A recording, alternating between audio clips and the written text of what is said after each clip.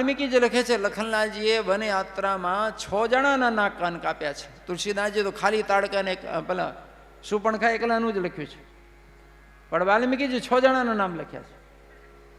લખનલાલજી નાક કાનના જ સ્પેશિયલ સર્જન. તાડકા એકદમ પાછી ખસી કે જોવામાં નાનકડા છોકરાઓ ખતરનાક છે. તાડકા મોટા મોટા ઝાડવા ઉપાડીને ફેંકે, મોટી મોટી શિલા ઉપાડીને મારે, અને વિશ્વામિત્રજી ભગવાન રામ લખનલાલજી કૂદી કૂદીને પોતાનું માથું બચાવે. હાડકાને ઢગલા કરી રાખ્યા હતા જંગલમાં, ખાઈ ખાઈને જાનવરોને માણસોને હાડકાઓ ઉપાડી ઉપાડીને એવી ફેંકે, વરસાદ પડે હાડકાઓનું. વિશ્વામિત્રજી બૂમાબૂમ કરે છે કે રાઘો ખેલ ના કરો, જો સાંજ પડશે તો એનો બળ 10 ગણું વધશે, આ રાક્ષસી નહીં મરે, અને મારો જલ્દી. ભગવાન નામ કે આપની આજ્ઞા હોય તો મારું, બાકી મારા તરફથી બૈરા ઉપર હાથ ઉપર. વિશ્વામિત્ર કે ક્યારનું તો કહું છું મારો મારો, કેવું મુહૂર્ત જોવું. ભગવાન કહે તો હમણાં મારું. ભગવાને જ્યાં તર્કસમાંથી એક બાણ કાઢીને ધનુષમાં ચડાવ્યું, તાડકા અદૃશ્ય થઈ ગઈ. મારું ક્યાં? પણ વશિષ્ઠજી મહારાજ શબ્દભેદી બાણની વિદ્યા ભગવાન રામને શીખવાડેલી હતી. શબ્દભેદી બાણ તો મહારાજ દશરથ પણ ચલાવતા હતા. એ શબ્દભેદી બાણની ટ્રેનિંગ કરતા કરતા તો શ્રવણને મારી નાખ્યું હતું મહારાજ. ભગવાન રામ બાણ ચઢાવીને તરત જ શબ્દભેદી મંત્રનો પ્રયોગ કરે છે. તાડકા અદૃશ્ય થઈને જ્યાં જોરથી ગર્જના કરીને ભગવાનના ધનુષમાંથી બાણ છૂટ્યો, અને એક અહીં બાણ પ્રાણ હર લેના, દીન જાનતે નિજ પદ દીના. એક અહીં બાણ પ્રાણ હરીના, દીન જાની નિજ પદ दीन जानते ही निज पद दीना, दीन जानते ही निज पद दीना. ભગવાનનો બાણ તાડકાની છાતી ચીરતો આર પાર થયો, ધરતીમાં આવીને પછડાઈ. બોલે રામચંદ્ર ભગવાન કી જય. વિશ્વામિત્રજી જોઈને ચકિત રહી ગયા કે એક જ બાણમાં પૂરી થઈ ગઈ. ભગવાને તરત જ એને પોતાનો ધામ આપ્યો છે. પણ તુલસીદાસજી કહે છે તબ ઋષિ નિજ નાથની જી ચીન્હી. અભય વિશ્વામિત્રજી પોતાના ભગવાનને, પોતાના નાથને ઓળખ્યા. એ ચીની શબ્દ ઉત્તર પ્રદેશનો છે. ગુજરાતીમાં કહીએ છીએ અમે ઓળખી ગયા. હા, એમ યાં કે હમ ચીન ગયે. લોકો પૂછે બીજાને કે ક્યાં હમકો ચીને મહારાજ. અત્યાર સુધી શું ઓળખ્યા વગર લઈ આવ્યા હતા? ના, હવે હાચા ઓળખ્યા કે સોનું 100 ટચનું છે, વાંધો નથી. આ પહેલો ટેસ્ટ તાડકાની સામે થઈ ગયો, હવે 14,000 છે, વાંધો નથી. પણ વિશ્વામિત્રજી મહારાજ મુહૂર્ત જોવાના રહ્યા. વિદ્યા નિધિ કહા વિદ્યા દીની. એ બન માર્ગમાં જ વૃક્ષની છાયામાં બેસાડી વિશ્વામિત્રજી બંને ભાઈઓને દીક્ષાપૂર્વક તમામ પ્રકારના મંત્ર સહિત શસ્ત્રો આપી દીધા. વજ્ર હોય કે પશુપત હોય કે શિવનો ત્રિશૂલ હોય કે નારાયણનો ચક્ર હોય કે ઇન્દ્રનો વજ્ર હોય, તમામ શસ્ત્રોના મંત્રો ભગવાન રામને લખનને આપી દીધા. આયુધ સર્વ સમર્પિત. શસ્ત્રો તો આપ્યા, શસ્ત્ર કેમ ચલાવવું, કટોકટીમાં કેમ ઉપયોગ કરવું, અને કેમ છોડ્યા પછી પાછું વાળવું હોય તેનું શું કરવું, તમામ એના ભેદ શીખવાડ્યા. અને પછી વલા અતિબલા નામની 2 વિદ્યાઓ આપી. વાલ્મીકી જે લખે છે એ વિદ્યાઓનો પ્રભાવ એવો કે મહિનાઓ સુધી કે વર્ષ સુધી અન્ન જળ વગર રહેવું પડે તો એ શરીર દુબળો ન થાય, શક્તિ ઓછી ન થાય, બળ રોજે રોજ વધતું જાય.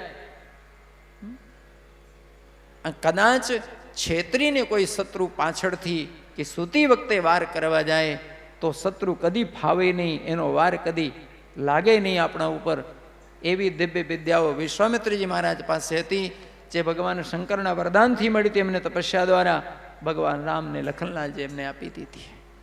વિશ્વામિત્રને ખબર છે કે 14 વર્ષના વનવાસમાં આ વિદ્યાઓ ભગવાનને કામ લાગશે, કારણ ભગવાન મનુષ્ય રૂપે છે, નરલીલા કરે છે. અને ભગવાન રામ પણ આ આચરણ કરીને બતાવે છે કે ખરેખર જો દિવ્ય વિદ્યાઓ જોઈતી હોય તો કોઈ ગુરુદેવના ચરણે માથું મૂકીને હૈયું ધરજો.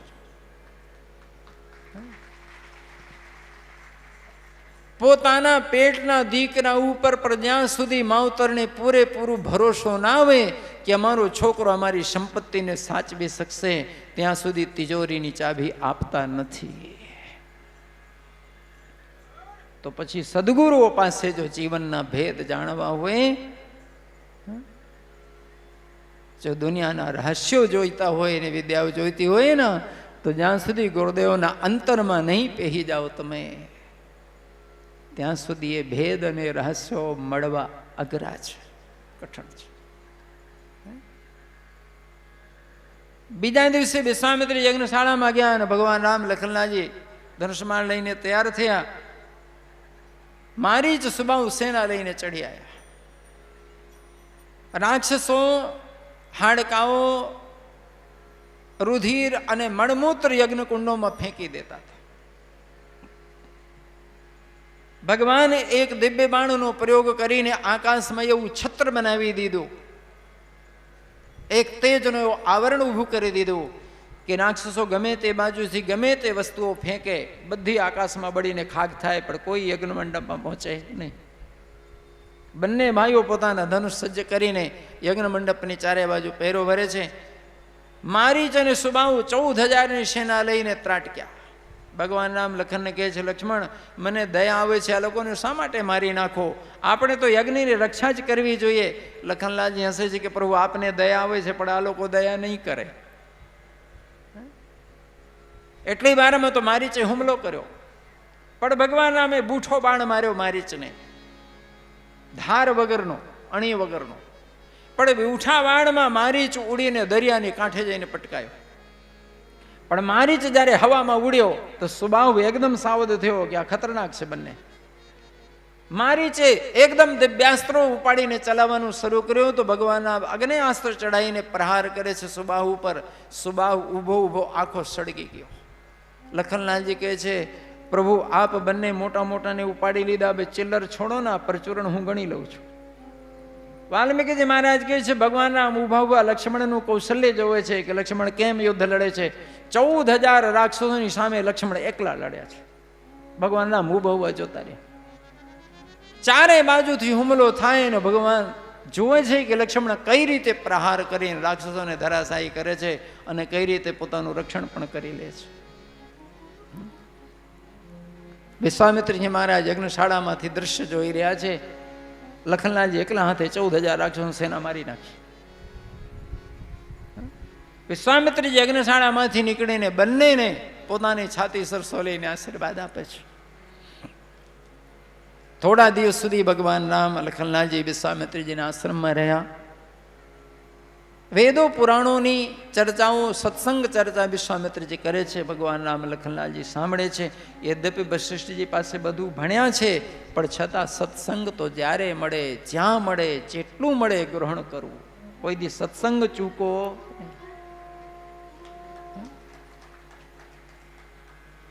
વિશ્વામિત્રજી મહારાજ કહે છે, રાઘો ચાલો ધનુષ યજ્ઞ જોવા જઈએ.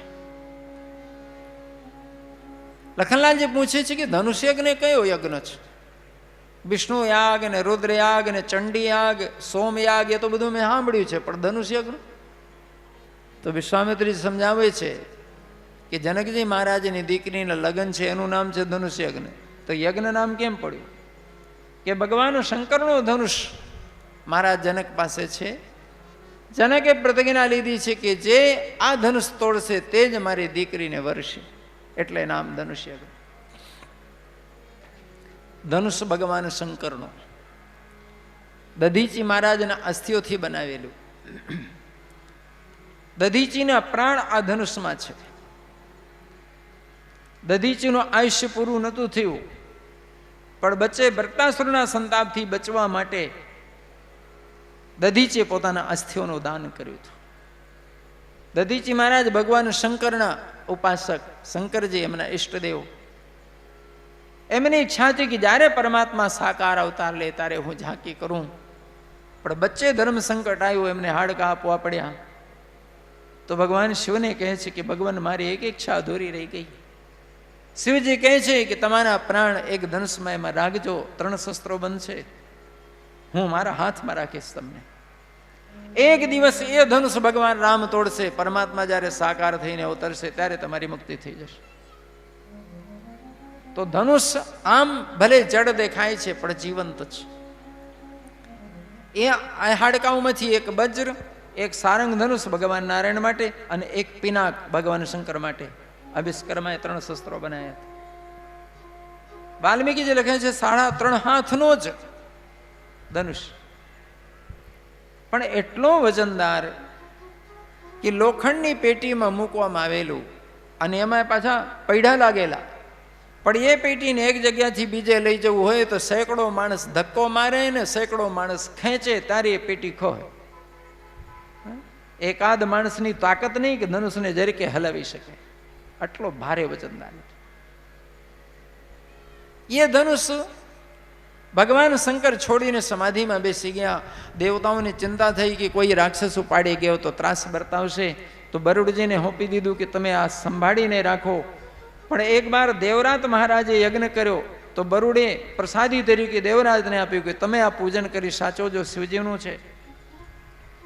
દેવરાત મહારાજના વખતથી 100 પેઢીઓથી આ ધનુષની પૂજા જનકજીના મહેલમાં ચાલતી આવી છે. હવે આ મહારાજ શિરધ્વજ જનક, જન્મી પુત્રી સીતા છે. એમના એક નાના ભાઈ છે કુશધ્વજ મહારાજ. અને સીતાજી એ ભૂમિમાંથી પ્રગટ થયા છે. જનકજી મહારાજ રાજમાં દુષ્કાળ પડેલું, વિદ્વાનો અને સંતોને પૂછે છે કે દુષ્કાળનું નિવારણ કઈ રીતે થાય, મારી પ્રજા બહુ દુઃખી છે. ઋષિઓ કહે છે તમારો પૂર્વજન્મનો કોઈ એક કર્મ પાક્યો છે, એના પરિણામે આ તકલીફ ઊભી થઈ છે. પણ એનું પ્રાયશ્ચિત કરવું હોય તો સોનાના હળથી જમીન ખેડીને શુદ્ધ કરો અને એ જમીનમાં યજ્ઞ મંડપ અને યજ્ઞકુંડ બનાવીને પછી યજ્ઞ કરો તો તમારું એ પાપ ધોવાશે. જનકજી મહારાજ સોનાનો હળ બનાવીને જમીન શુદ્ધિ કરવા માટે એ પોતે ખેડે છે અને સુનયના મહારાણી હળને ખેંચે છે. એ વખતે હળની જે અણી હોય એને સંસ્કૃતમાં સીતા કહેવાય. એ જમીનમાં ધસી ને હળ ભરાઈ પડ્યો તો જનકજી મહારાજ માટી ખસેડીને કાઢવા ગયા. ત્યાં અંદર એક ઘડો દેખાણો. એ ઘડો મહારાજ ખેંચી કાઢ્યો ને જ્યાં ઢાંકણું ખોલ્યું ત્યાં અંદર નાનકડી સુંદર કન્યા મંદ મંદ મુસ્કાય એમાં અંદર. અને જગજી મહારાજ એ સૌંદર્ય જોયું, એ તેજ દેવી દીકરીનું એકદમ ગળામાંથી કાઢીને છાતીએ ચોંટાડીને બાર બાર બોલ્યા મારી દીકરી, મારી દીકરી, મારી. બસ જનકજીની પુત્રી થયા. તો સીતાજી આ રીતે ભૂમિ શુદ્ધિ કરતી વખતે જમીનમાંથી પ્રગટ થયા છે. જનકજી મહારાજની દીકરી ઉર્મિલાજી જે લખનજી સાથે પરણ્યા હતા. એમના ભાઈની દીકરીઓ માંડવી અને સુતકીર્તિ. 4 બહેનોથી સૌથી નાનો જનકજીનો દીકરો એક લક્ષ્મીનિધિ. 4 બહેનો પછી એક દીકરો. એમાં સીતાજી સૌથી મોટા અને જનકજી મહારાજને સૌથી વધારે લાડકવાયા. સીતાજીનું સૌંદર્ય, એમનું તેજ, એમની દિવ્યતા ત્રૈલોક્યમાં ક્યાંય કોઈ કન્યામાં ન દેખાય. ક્યાંથી હોય એ સ્વયં આદ્યા શક્તિ છે. જનકજી મહારાજ ધનુષની પૂજા રોજ કરે છે, એમના બાપ દાદાએ કરી છે. પણ ધનુષ કોઈ દી હલ્યો નથી, ખસેડવામાં આવ્યું નથી. તો આજુબાજુથી કંકુ ને ફૂલ ને ચોખા બધું ચોંટી ચોંટીને આખો કાળો ભટ્ટ પડી ગયેલો, પેટી આખી કાઢી. એક દિવસ સીતાજી રમતા રમતા પેટી પાસે પહોંચ્યા તો જોવે છે કે પિતાશ્રી રોજ અહીં પૂજા કરવા આવે છે ને ચોખ્ખું નથી રાખતા, આટલું બધું ગંદુ ગંદુ. તો સીતાજીએ રમત રમતમાં ધનુષને પેટીમાંથી કાઢીને બહાર મૂકીને ઘસી ઘસીને એકદમ સફેદ કરી નાખ્યું ચોખ્ખું. પેટીને ઘસીને સાફ કરી આખી સરસ કરી દીધી અને ધનુષ પાછું મૂકી દીધું. બીજા દિવસે જનકજી મહારાજ પૂજા કરવા આવ્યા તો જોવે છે કે ધનુષ તો એકદમ ધોળું ચમકે છે. આ કોણે સાફ કર્યું? પેટીથી કાઢ્યા વગર સાફ થાય નહીં, ધનુષ માણસ ઉપાડી શકે નહીં. આ કોણે કર્યું ભાઈ? તો જનકજી મહારાજ બધાને પૂછવા માંડ્યા કે કોણ આવ્યું તું મહેલમાં, ધનુષ કોને ઉપાડ્યું, કોને સાફ કર્યું? કોઈએ જોયું જ નહોતું. તો કે અમને ખબર નહીં. સેવકોને પૂછે, સેવકો કે અમને ખબર નહીં. જનકજીને થયું કે કોઈ ભૂત પ્રેત આવ્યું કે કોઈ દેવો આવ્યા, કોણ આવ્યું અહીં? સીતાજી રમતા રમતા, એ વખતે સીતાજીની ઉંમર માત્ર 9 વર્ષની હતી. પૂછે છે પિતાશ્રી શું છે, શાની ચિંતા આપને દેખાય? જનકજી પૂછે છે કે બેટા આ ધનુષ કોઈ સાફ કરી ગયું છે? કોણ? તમે જોયું? કોઈ નહીં? કોઈ મહેલમાં આવ્યું હતું? સીતાજી જનકજી મહારાજને ઠપકો આપે છે સંસ્થા કે પિતાજી રોજ પૂજા કરો છો ને ગંદુ રાખો છો, આ તો મેં સાફ કર્યું, આવું ગંદુ રખાય? જનકજી મહારાજ હસવા માંડ્યા કે અમારી નાનકડી ઢીંગલી આ શું ધનુષ સાફ કરે, આનાથી થોડી ઉપડી, આ તો મજાક કરતી હશે. જનકજી કે બેટા તારાથી થોડી ઉપડે આટલો ભારે ધનુષ? હા કે મેં ઉપાડ્યો છે. તો જનકજી પૂછે છે કઈ રીતે ઉપાડ્યો, દેખાડો. તો સીતાજી દોડતા દોડતા ક્યાં ડાબા હાથથી આમ ધનુષ રમડકે જેમ ઉપાડીને આમ બતાવ્યું કે આમ ઉપાડ્યું. અને જનકજી મહારાજની આંખો પટપટ થવા માંડી કે આ હું જોઉં છું, અમારી નાનકડી ઢીકલી ધનુષ પાડીને ઊભી છે બાપ, જેને હું કાયમ મારી લાડલી મારી દીકરી ઢીંગલી કહીને રમાડું છું, મારા એ લગાડું છું, એ તો સ્વયં આદ્ય શક્તિ છે. જનકજી મહારાજના આંખમાં અશ્રુ ભરાયા આનંદના કે જો આદ્ય શક્તિ પ્રગટ થયા છે તો જરૂર પરમાત્મા સાકાર થયા છે. હવે ઓળખું કઈ રીતે? મારી બે દહીંનો હાથ હું કઈ રીતે પરમાત્માને ઓળખીને એમના હાથમાં આપું? એ જ વખતે મનમાં ચમકારો થયો કે જે ધનુષને મારી દીકરીએ ઉપાડ્યો છે એને જે તોડી બતાવશે એ જ પરમાત્મા આવી શકે. અને મનમાં પ્રતિજ્ઞા કરી કે શિવ ધનુષ જે તોડશે એની સાથે મારી લાડેલી વૈદેહીનો લગ્ન કરીશ. સભામાં આવીને જનકજી મહારાજ આ વાતની જાહેરાત કરી દીધી. અનેક મહારથીઓ અને વીર પુરુષો આવે પણ ધનુષને જોઈને પગે લાગીને જતા રહે, કોઈને ઉપાડવાની હિંમત થાય નહીં, અને કોશિશ કરે તોય શું ઉપડે. છેલ્લે જનકજી મહારાજ જાહેરાત કરી, એક તિથિ નિશ્ચિત કરી દીધી કે આ તિથિએ જેટલાને આવવું હોય આવી જાઓ. તો ધનુષ યજ્ઞ સોની રઘુકુલ ના થા. આ તો સમાચાર જાહેર કરવામાં, જાહેર આમંત્રણ, કોઈ એક એક વ્યક્તિને નહીં, આ તો સાર્વજનિક જાહેરાત હતી, કોઈ પણ આવો. પરમાત્મા તો કોઈ પણ બેસમાં હોઈ શકે. નહીં તો જનકજી મહારાજ ખાલી ક્ષત્રિયો માટે જાહેરાત ન કરી હોત કે ભાઈ જેટલા ક્ષત્રિયોને આવું હોય આવજો, પણ નહીં, બેન વિચાર પણ તજને રણાવું. રાજા વિચાર નહીં કરે, જે ધનુષ તોડશે એની સાથે પરણાવવામાં આવશે. છેલ્લે ભગવાન રામ આ વિશ્વામિત્ર મહારાજ સાથે આ ધનુષ યજ્ઞમાં પધારે છે, પણ માર્ગમાં ભગવાને અહિલ્યાનો ઉદ્ધાર કર્યો છે. આશ્રમમાંથી જયારે પસાર થયા તો ખંડેર બતાવે છે કે ભૂતકાળ બહુ ભવ્ય રહ્યું હશે. खंडहर बताता है कि इमारत बुलंद थी.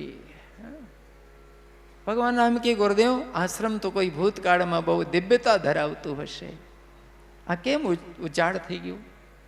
આ મૂર્તિ આકારમાં શિલા આ શું છે? વિશ્વામિત્રજી મહારાજ આખી વાર્તા કહી. ગૌતમ નારી શ્રાપ બસ ઉપલ દેહ દરદીર. ગૌતમ ઋષિની પત્ની દેવી અહિલ્યા છે, પતિના શ્રાપથી શિલા થઈને પડ્યા છે, પણ આપની ચરણ રજની હવે જરૂર છે. એમના પતિએ છેલ્લે વરદાન આપ્યું છે કે ભગવાન રામની ચરણરજ તમને સ્પર્શ થશે તેથી મનુષ્ય શરીર પાછો મળશે. હવે આ એક બહુ અટપટી વાર્તા છે કે ઇન્દ્ર પાસે સમુદ્ર મંથનમાંથી નીકળેલી અતિ સુંદર અપ્સરાઓ, અને પાછું વર્ણન એવું મળે પુરાણોમાં કે જેમની ઉંમર 16 થી 17 કોઈ દી થાય જ નહીં, જેમના શરીરમાં હંમેશા સુગંધ પ્રગટ્યા કરે, એટલી અનેક અપ્સરાઓ હોવા છતાં ઇન્દ્ર અહિલ્યાથી મોહિત થયો.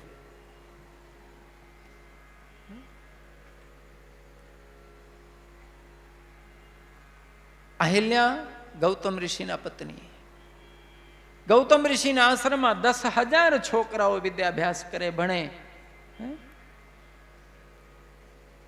એક સાયન્ટિસ્ટ કક્ષાના મહાપુરુષ, એક પ્રખર વિદ્વાન અને તપસ્વી વ્યક્તિ, અને એ જ અહિલ્યા દેવીના દીકરી છે માતા અંજના, જેમના પુત્ર હનુમાનજી થયા છે. એ જ અહિલ્યા માતાના દીકરા છે સતાનંદજી મહારાજ, જે જનકજી મહારાજના રાજપોહિત પદે છે. બાપ આવા સંતાનોની માં છે, અહિલ્યા જેવી તેવી આવી નથી.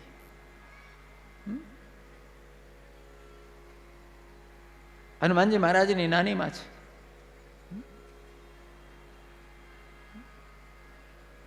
ચોક્કસ છે કે અહિલ્યા કોઈ જેમ તેમ કઈ મોડર્ન વસ્ત્રો પહેરીને કોઈ નખરા કરતા કોઈ એવા તો નહીં હોય ને. જેમના પતિ એટલી ઉચ્ચ કક્ષાના ચિંતક અને સાયન્ટિસ્ટ હોય, બાપને 10,000 છોકરાઓને જીવન ઘડતર ઘડતા હોય,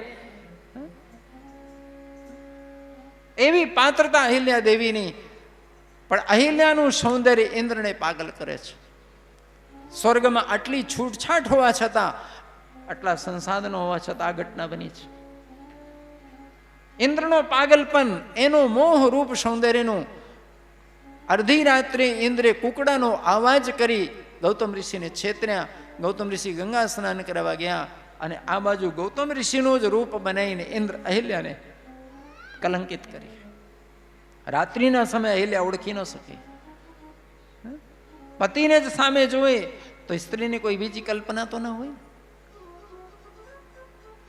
પણ ગૌતમ ઋષિ પાછા બન્યા અને ઇન્દ્ર ઝૂંપડીથી બહાર નીકળતા દરવાજે ભેટો થયો. અને ગૌતમ ઋષિ એકદમ ક્રોધમાં આવ્યા કે મારું રૂપ બનાવીને દુષ્ટ ચોર કોણ છે તું? કુમાર્ગે પગલા ભરે ના તો ગમે તે મોટી હસ્તી હોય ની દશા કૂતરા જેવી થાય. ભયને લીધે ઇન્દ્રનો અસલી ચહેરો પ્રગટ થયો અને ગૌતમ ઋષિ શ્રાપ આપ્યો કે દુષ્ટ, એક છિદ્ર માટે આવો મોટો કપટ તે કર્યો, જા તારા શરીરે 1000 છિદ્ર થશે. અને એ જ ક્રોધમાં પોતાની પત્નીને શ્રાપિત કરી કે જો તારી બુદ્ધિ જડ થઈ, પથ્થર જેવી થઈ, આ પાપીને ન ઓળખી શકી હોય તો જા તું પથ્થર થઈ જા. અહિલ્યા યુક્તે ધ્રુસકે ધ્રુસકે રડ્યા છે કે એક તો હું આનો છડ કપટનો ભોગ બની, એક તો હું પીડિત થઈ, અને ઉપરથી આપે મને આવો ભયંકર શ્રાપ આપીને કચડી. આપના જ રૂપમાં અડધી રાત્રિના સમયમાં કોઈ આવે તો હું બીજી કલ્પના કેમ કરું? ગૌતમ ઋષિનો ક્રોધ ઉતરો. ખ્યાલ આવ્યું કે ક્રોધમાં અતિ થઈ ગઈ, ખરેખર મારે પત્નીને મારે એવું શ્રાપ નહોતું આપવું. તો પછી ગૌતમ ઋષિ કહે છે કે દેવી